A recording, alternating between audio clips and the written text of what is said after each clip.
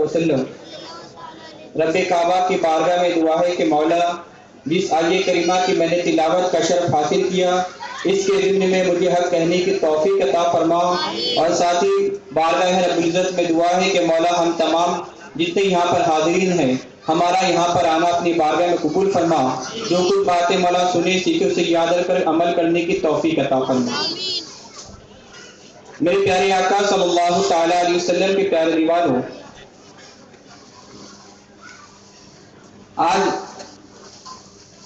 ہمارے اور آپ کے گھر کی بات لے لی جائے یا کسی مسلمان کے تعلق سے سوچا جائے تو ہر مسلمان اپنے رب کو جب بھی یاد کرتا ہے، رب کے آگے جب بھی دعا کے لیے ہاتھ اٹھاتا ہے تو مسلمان ہمیشہ یہی شکایت کرتا نظر آتا ہے کہ مولا میں مفلسی کے عالم میں ہوں، اے مولا دنیا تو ترقی کرتی چلی جا رہی ہے لیکن مولا میں غریبی کی طرف جا رہا ہوں، میں بہت پریشان نظر آ رہا ہوں۔ میرے پیارے آقا صلی اللہ تعالی علیہ وسلم کے پیارے دیوانوں، ایک مسلمان آج یہ سوچنے پر مجبور ہو جاتا ہے کہ اے اللہ تیرا نام لینے والا میں ہوں، تیرے پاک کلام قرآن کی تلاوت کرنے والا میں ہوں، لیکن مولا قرآن پڑھنے کے بعد تیرا نام لینے کے بعد پھر بھی مجھے کامیابی ملتی نظر نہیں آتی، مجھے جو ہے پریشانیوں نے گھیرے رکھا ہے، میری پریشانیاں دور ہوتی نظر نہیں آتی۔ لیکن میرے پیارے آقا صلی اللہ تعالیٰ علیہ وسلم کے پیارے جوانوں، جہاں پر ایک مسلمان تمام اپنی پریشانیوں کو سامنے رکھتے ہوئے، تمام اپنی تنگدستیوں کو سامنے رکھتے ہوئے اپنی زبان پر شکوے کے شکایت کے الفاظ لے کر آتا ہے تو میرے پیارے آقا صلی اللہ تعالیٰ علیہ وسلم کے پیارے دیوانوں، اگر پڑھنے والا ہوتا، اگر قرآن کا مطالعہ کرنے والا ہوتا تو قرآن جواب دیتا نظر آئے گا۔ قرآن نے کامیابی کا نسخہ اور عظیم کامیابی کا نسخہ ہمیں اور آپ کو تو پہلے ہی عطا فرما دیا کہ اے مسلمانوں تمہیں کامیابی اگر چاہیے، اگر تمہیں سربلندی چاہیے، اگر تم چاہتے ہو کہ اللہ تمہیں کامیابی کی منزلیں طے کرائے تو آؤ قرآن سے پوچھو، اے قرآن اگر اللہ کی بارگاہ سے مجھے کامیابی حاصل کرنا ہے تو میں کامیابی کیسے حاصل کروں؟ تو میرے پیارے آقا صلی اللہ تعالیٰ علیہ وسلم کے پیارے دیوانوں، قرآن ہمیں یہ جواب دیتا نظر آتا ہے وَمَن يُطِعِ اللَّهَ وَرَسُولَهُ فَقَدْ فَازَ فَوْزًا عَظِيمًا، جس کا مفہوم اس طریقے سے ہے کہ جو اللہ کی اور اس کے رسول صلی اللہ تعالیٰ علیہ وسلم کی فرما برداری کرے، ان کی باتوں کو مانے، ان کے فرمان پر عمل کرے، بے شک اللہ اسے عظیم کامیابی عطا فرمانے والا ہے۔ یعنی میرے پیارے آقا صلی اللہ تعالیٰ علیہ وسلم کے پیارے دیوانوں، رب کے فرمان پر عمل کرنا، ساتھ ہی ساتھ مصطفیٰ کی فرمان پر بھی عمل کرنا۔ آج اگر ہم اپنے حال کو دیکھیں، ہر کوئی چاہتا ہے کہ کامیابی اللہ اسے عطا فرمائے،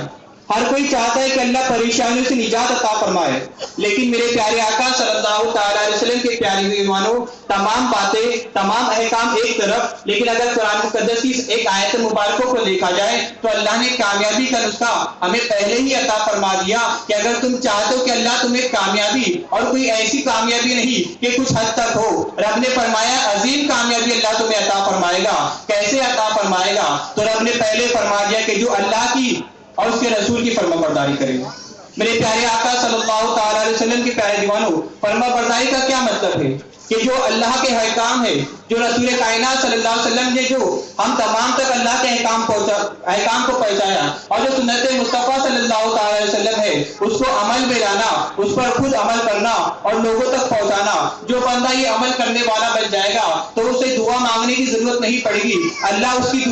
تمام عمل کے صدقے میں اسے کامیابی عطا کرتا نظر آئے گا۔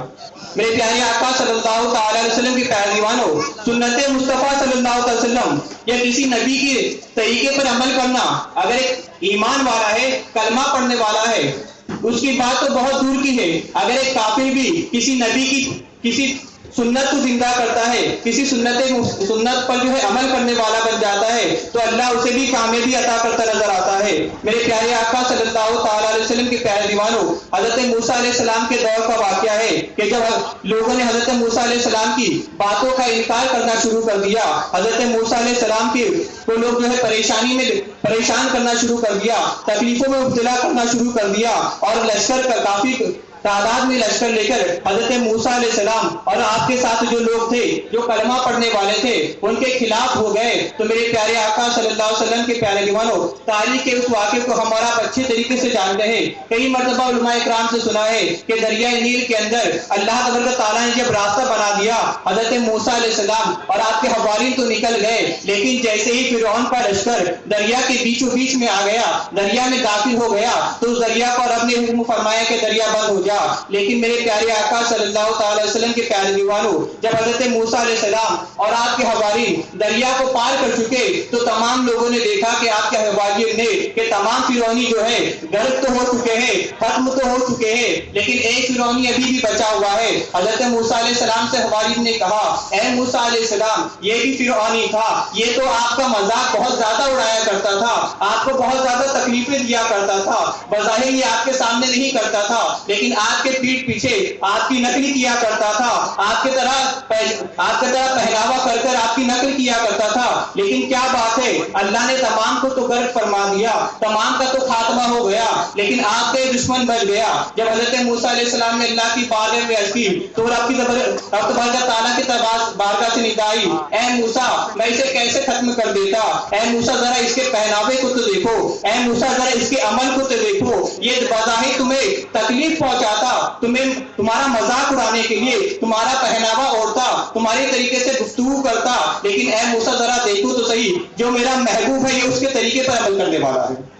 اے موسیٰ تم میرے محبوب ہو، تم میرے نبی ہو، یہ تمہارے طریقے پر عمل کرتا ہے، تب میں نے اسے کامیابی اس طریقے سے عطا فرمائی، تمام لوگ ختم ہو چکے ہیں، میں نے اسے زندگی عطا فرمائی. تو میرے پیارے آقا صلی اللہ علیہ وسلم کے پیغمبر کی ایک وہ شخص جو کہ مسلمان بھی نہیں تھا تو اللہ نے اسے کامیابی عطا فرمائی. لیکن اگر ہم اور آپ، چونکہ اللہ نے ہمیں ایمان کی دولت عطا فرمائی، اگر ہم اللہ اس کے رسول صلی اللہ علیہ وسلم کے طریقے پر عمل کریں تو میرا مولا ہمیں کتنی کامیابی عطا فرمائے گا. تو میرے پیارے آقا صلی اللہ علیہ وسلم کے پیغام عمل کرو، انشاءاللہ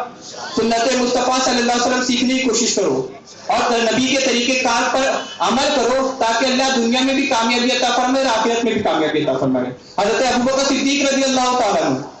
فرمایا گیا کہ ایک مرتبہ آپ اپنے حجرے میں بیٹھے ہوئے تھے کہ آپ کا ایک ساتھی آپ کے پاس آیا اور اس نے لا کر آپ کو پینے کے لیے کچھ چیز دے دی. حضرت ابوبکر صدیق رضی اللہ عنہ نے اسے لیا، بسم اللہ شریف پڑھ کر پی لیا. تھوڑا ہی پیا تھا، اپنے منہ کے قریب لے کر گئے تھے، تھوڑا ہی پیا تھا کہ ذہن میں خیال آیا کہ اپنے اس غلام سے پوچھ لے کہ اے غلام تو یہ کہاں سے لے کر آیا ہے. حضرت ابوبکر صدیق رضی اللہ عنہ نے اس سے پوچھا کہ اے غلام تو نے جو مجھے پینے کے لیے چیز دیا ہے یہ کہاں سے لے کر آیا ہے. تو آپ کا وہ ساتھی، آپ کا غلام عرض کرتا ہے، اے ابوبکر صدیق رضی اللہ تعالیٰ عنہ، جب میں ایمان نہیں لے آیا تھا، جاہلیت کے زمانے میں ایک شخص نے مجھ سے کوئی مسئلہ پوچھا تھا، مجھے پھال کھولنے کے لیے کہا تھا اور اس وقت میں پھال کھولنا جانتا نہیں تھا، لیکن پھر بھی میں نے اسے بتا دیا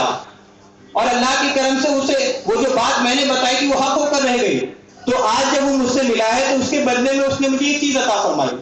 فرمایا کہ علماء کرام فرماتے حضرت ابوبکر صدیق رضی اللہ عنہ نے اپنے منہ میں ہاتھ ڈال کر اس چیز کو باہر نکال دیا، الٹی کر دی. آپ کے غلام نے پوچھا اے ابوبکر صدیق کیا بات ہے؟ اس نے تو میں نے جو بتایا تو اس پر اس نے یہ معاوضہ عطا فرمایا. حضرت ابوبکر صدیق رضی اللہ عنہ فرماتے ہیں اے غلام سن لے، میرے مصطفیٰ صلی اللہ تعالی علیہ وسلم نے جس چیز کو حرام کر دیا ابوبکر بھی اس پر جو ہے قائم رہنے کی کوشش کرے گا، کبھی اس سے آگے بڑھنے کی کوشش نہیں کرے گا.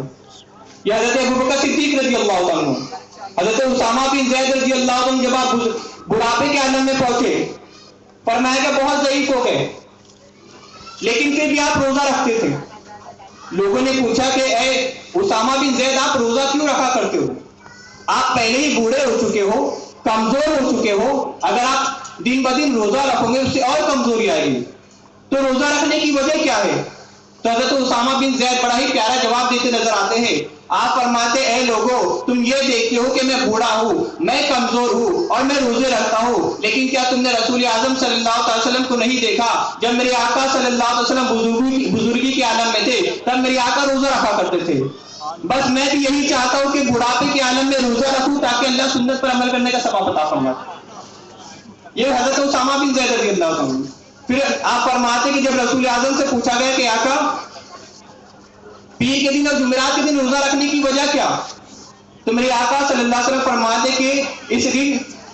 مسلمانوں کے اور ایمان والوں کے اعمال کو اللہ کی بارگاہ میں پیش کیا جاتا ہے. آپ نے یہ فضیلت بھی بتائی، لیکن سب سے پہلے کیا فرمایا؟ میرے نبی کے طریقے پر میں عمل کرنے والا ہوں. تو میرے پیارے آقا صلی اللہ علیہ وسلم کی پہلے عمل کریں گے انشاءاللہ. نبی کے طریقے پر عمل